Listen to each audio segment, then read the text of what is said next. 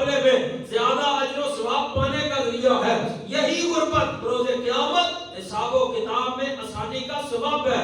یہی غربت مالداروں سے پہلے جنت میں لے جائے گی. یہی غربت مال اور دولت کی آفات سے محروم رہنے کا سبب ہے. لیکن کرنا کیا ہے؟ یا اللہ جس طرح تو راضی، یا اللہ جس طرح تو راضی اس طرح ہم بھی. زبان پر شکوائے رنج و غم لایا نہیں کرتے، نبی کے نام لیوا غم سے گھبرایا نہیں کرتے. یا اللہ تیرا. حضرات گرامی میرے آقا کی زندگی دیکھیں نا، آپ کی جو غربت تھی وہ اختیاری تھی. میرے آقا صلی اللہ علیہ وسلم کئی روز تک شکم بھر کے کھانا نہیں کھاتے، فاقوں پر فاقے. پورا مہینہ آپ کے مکان علی شان میں چولہے پر آگ نہ جلتی تھی. پورا مہینہ گزر جاتا تھا. چاند کھجوروں اور پانی پر گزارا فرما لیتے تھے. آپ کا فقر اختیاری تھا. صحابہ کہتے ہیں جان کے اندر ہم نے بھوک نے تڑپایا تو ہم حضور کی بارگاہ میں پہنچے. اپنے پیٹ سے کپڑا اٹھایا تو ایک پتھر بندھا ہوا تھا بھوک کی وجہ سے. پیٹ پر پتھر بندھا ہوا تھا. آمنہ کے لال نے جب کپڑا ہٹایا تو 2 پتھر بندھے ہوئے تھے. حضور علیہ الصلوۃ والسلام کا فقر اختیاری تھا. برے دامن فقیراں دے خود فاقے کرے سونا. برے دامن غریباں دے خود فاقے کرے سونا. کوئی تے ایک دسو مینوں جڑا ایڈا سخی ہوے. کوئی تے ایک دسو مینوں جڑا ایڈا سخی. میرے آقا صلی اللہ علیہ وسلم فقر اور غربت کو میرے آقا نے پسند فرمایا. آپ نے اپنی مبارک زندگیاں فقر کے اندر گزاری. میرے آقا صلی اللہ علیہ وسلم کے صحابہ نے بھی حضور علیہ الصلوۃ والسلام کی سیرت کو اپنایا. چلیے مولا علی کی بارگاہ. سبحان اللہ.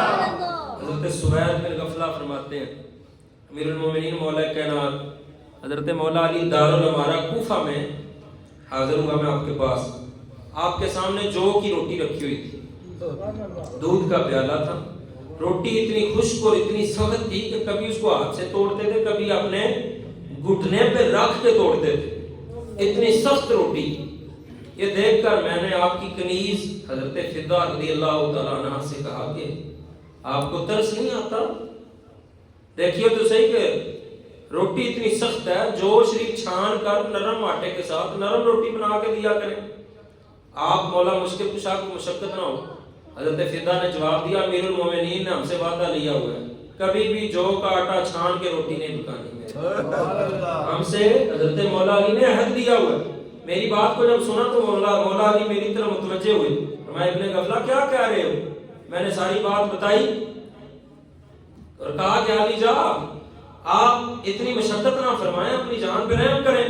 مولا علی نے فرمایا اے ابن غفلہ، دو عالم کے مالک و مختار مکی مدنی سرکار صلی اللہ علیہ وسلم اور آپ کے اہل و عیال نے کبھی بھی 3 دن برابر گندم کی روٹی راج کے نہیں کھائی، سیرو کے نہیں کھائی، پیٹ بھر کے نہیں کھائی، اور نہ ہی کبھی آپ کے لیے آٹا چھان کے پکایا گیا. ایک مرتبہ مدینہ منورہ میں بھوک نے ستایا تو میں مزدوری کے لیے نکلا. دیکھا ایک عورت مٹی کے ڈھیلوں کو جمع کر کے ان کو بھگونا چاہتی تھی. میں نے اسے فی ڈول ایک کھجور اجرت طے کی اور 16 ڈول ڈال کر اس مٹی کو بھگو دیا یہاں تک کہ میرے ہاتھ میں چھالے پڑ گئے. میں محنت کر کے وہ کھجوریں لے کر حضور علیہ الصلوۃ والسلام کی بارگاہ میں آیا. میں نے آقا کی بارگاہ میں پیش فرمائی، سارا واقعہ سنایا. میرے آقا بڑے خوش ہوئے اور حضور نے بھی وہ کھجوریں تناول فرمائی. میرے آقا نے بھی وہ کھجوریں تناول. مولا کائنات کی سادگی پہ ہماری جانیں قربان. اتنی مشقتیں برداشت کرنے کے باوجود زبان پہ شکوہ شکایت نہیں، زبان پر شکوہ رنج و الم لایا نہیں کرتے، نبی کے نام لیوا غم سے گھبرایا نہیں کرتے. کبھی کبھی غربت جو ہے وہ آزمائش بن کے آتی ہے. اس کا مطلب یہ نہیں کہ ہم ویلا شروع کر دیں، آہوزاری شروع کر دیں. نام صبر کرنا. اور اس صبر اسی کی شان ہے جو صدمے کی ابتدا میں کیا جائے. سمجھ رہے ہیں بات؟ بعد میں تو صبر آ ہی جاتا ہے، وقت جب گزرتا ہے تو صبر آتا ہے، یہ انسان کی فطرت ہے. صدمہ جب پہنچے اسی وقت صبر کرنا اس صبر کی شان ہے جس صبر کے بارے میں اللہ نے فرمایا صبر کرنے والوں کو جنت کی خوشخبری سنا دو.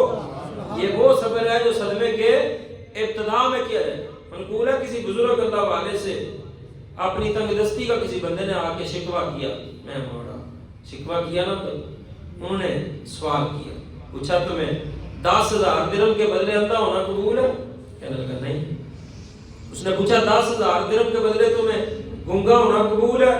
کہنے لگا نہیں. انہوں نے پوچھا کیا تمہیں 20,000 درہم کے بدلے دونوں ہاتھ پاؤں کٹوا دینا منظور ہے؟ کہنے لگا نہیں. کیا تمہیں 10,000 درہم کے بدلے پاگل ہونا قبول ہے؟ کہنے لگا نہیں. ان بزرگ نے فرمایا تمہیں حیا نہیں آتی 50,000 کا سامان ہونے کے باوجود اپنے رب سے شکایت کرتے؟ 5 چیزیں گنوائی، صرف 50,000 کا سامان تو تیرے پاس موجود ہے اور تو شکوہ کر رہے میں غریب ہوں. اللہ نے فرمایا ان تعدوا نعمت اللہ لا تحصوها، اگر میری نعمتوں کو گننا چاہو تو شمار نہیں کر سکتے. یہ نعمتیں گنی نہیں جا سکتی، یہ اتنی نعمتیں انسان کے اوپر. حضرات گرامی، بسا اوقات غریبی انسان کے لیے بہتر ہوتی اور دولت کے بجائے غربت کے اندر زیادہ عافیت ہوتی. فیض مانا میں آپ کو چند ایک جملے پیش کرنے لگا ہوں، اگر ہم غور کریں معاشرے کو دیکھیں معلوم ہوگا کہ دولت ایسی چیز ہے جو انسان کو کئی گناہوں میں ملوث کر دیتی ہے، غریبی ان گناہوں کی طرف نہیں لے کے جاتی. آج ایک تعداد ہے جو مال ہونے کے باوجود گناہوں میں مصروف ہے، ایسا ہی ہے. آج کے دور میں ایک تعداد ہے جو مال و دولت کی وجہ سے اللہ کی بارگاہ سے دور ہے. آج کے دور میں ایک تعداد ہے جو مال و دولت کی کثرت کی وجہ سے فخر، غرور اور تکبر میں مبتلا ہے. آج ایک تعداد ہے جو مال و دولت کی کثرت کی وجہ سے فکر آخرت سے غافل ہے.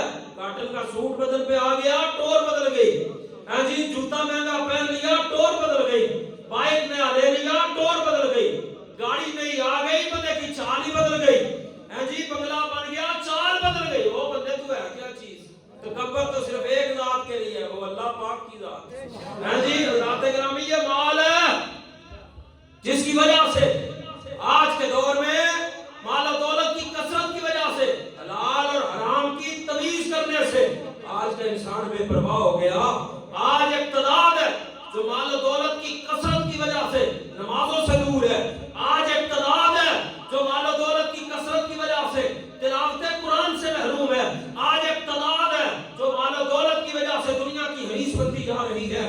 آج ایک تعداد ہے جو مال اور دولت کی وجہ سے سرکشی، فتنہ، فساد پھیلانے میں سرگرم ہے. اگر میری باتیں غلط ہوں تو ضرور بتائیے گا. اسی وجہ سے امیری اور غریبی کی حکمت کی طرف اللہ نے اشارہ کرتے ہوئے فرمایا ترجمہ، اور اگر اللہ اپنے سب بندوں کا رزق وسیع کر دیتا تو ضرور زمین میں فساد پھیلاتے، لیکن وہ اندازے سے اتارتا ہے جتنا چاہے. بے شک وہ اپنے بندوں سے خبردار ہے، انہیں دیکھتا بھی ہے، اپنے بندوں کو دیکھتا. بعض لوگوں کو اللہ نے امیر بنایا، بعض کو غریب بنایا. یہ اللہ تبارک و تعالیٰ نے اپنی حکمت کے مطابق فیصلہ فرمایا ہے. اگر سارے امیر ہو جاتے دنیا میں فساد پھیلاتے، سارے غریب ہو جاتے تب بھی نظام ٹھیک نہ چلتا. اللہ پاک کے آخری نبی صلی اللہ علیہ وسلم نے فرمایا، اللہ پاک فرماتا ہے بے شک میرے پاس مومن بندے ایسے ہیں کہ ان کے ایمان کی بھلائی مالداری کے اندر ہے. ان کے ایمان کی بھلائی کس کے اندر ہے؟ امیری کے اندر ہے. اگر میں انہیں فقیر کر دوں تو ان کا ایمان خراب ہو جائے، اور میرے پاس بندوں کی بھلائی غریبی کے اندر ہے. سبحان اللہ، اونچی فرما گئے. غریبی کے اندر ہے بھلائی، اگر ان کی غریبی ختم ہو جائے تو ان کا ایمان خراب ہو جائے گا. اللہ فرماتا ہے میں اپنے علم سے اپنے بندوں کے معاملات کا انتظام فرماتا ہوں. میں علیم بھی ہوں، میں خبیر بھی ہوں. غربت کے بڑے فائدے ہیں. میرے آقا نے فرمایا کہ مالدار جو ہے وہ اس سے مسلمان غریب جو ہوگا 500 سال پہلے جنت میں جائے گا. مال پھر جس کے پاس جتنا زیادہ ہوگا اس کی اتنی ہی آزمائش ہوگی. امتحان ہوگا. ہر بندہ مالداری پچا نہیں سکتا. مال آ جائے تکبر آ جاتا ہے بندے. یہ مال صبح ہو سکتا ہے بندہ مالدار اور شام کو غریب ہو جائے. یہ اللہ پاک کی حکمت ہے. اس لیے کسی چیز پر بھی تکبر نہیں کرنا چاہیے. میرے آقا صلی اللہ علیہ وسلم نے فرمایا صحابہ بتاؤ افضل عمل تم میں سے بہتر کون ہے؟ تمہیں توجہ ہے نا؟ کتنا لطف بڑا منظر ہوگا نہیں تو حضور سوال کرتے ہوں گے صحابہ کو. صحابہ بتاؤ بہتر کون ہے لوگوں میں سے؟ عرض کی یا رسول اللہ وہ مال والا وہ پیسے والا بندہ بہتر ہے جو اپنی جان اور مال اللہ کے لازم کردہ حقوق ادا کرتا رہے، یعنی بدنی اور مالی عبادات بجا لائے. میرے آقا نے فرمایا ایسا بندہ بڑا ہی اچھا ہے، لیکن میرا مقصود یہ نہیں. صحابہ نے کہا یا رسول اللہ آپ ہی فرمائیں، آپ ہی بتائیں. میرے آقا صلی اللہ علیہ وسلم سب سے اچھا کون ہے؟ میرے آقا نے فرمایا سب سے اچھا وہ ہے جو ہو غریب.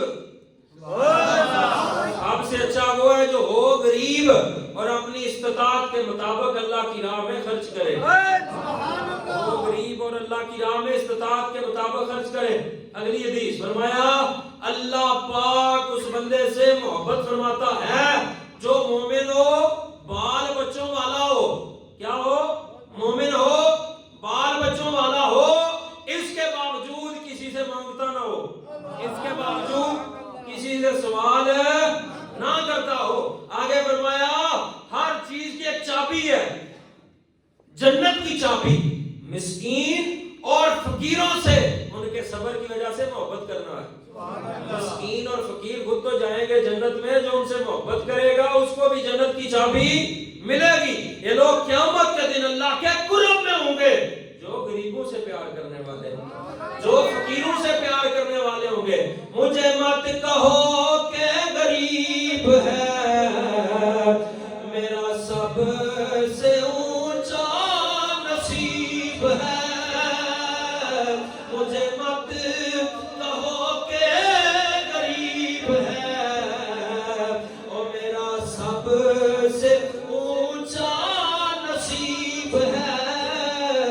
میں گدائے روزہ رسول ہوں، مجھے اس گدائی پہ ناز ہے. مجھے مت کہو کہ غریب ہے میرا سب سے اونچا نصیب ہے. حضرات گرامی، میرے آقا صلی اللہ علیہ وسلم نے غربت کو پسند فرمایا. ایک شخص نے حضور کی بارگاہ میں عرض کی سونیا میں آپ سے محبت کرتا ہوں. آپ نے فرمایا سوچ لے تو کیا کہہ رہے؟ جی آقا میں آپ سے بڑی محبت، خدا کی قسم میں آپ سے بڑی محبت کرتا ہوں. میرے آقا نے فرمایا اگر محبت کرتا ہے تو فقیری کے لیے تیار ہو جا. کس کے لیے تیار ہو جا؟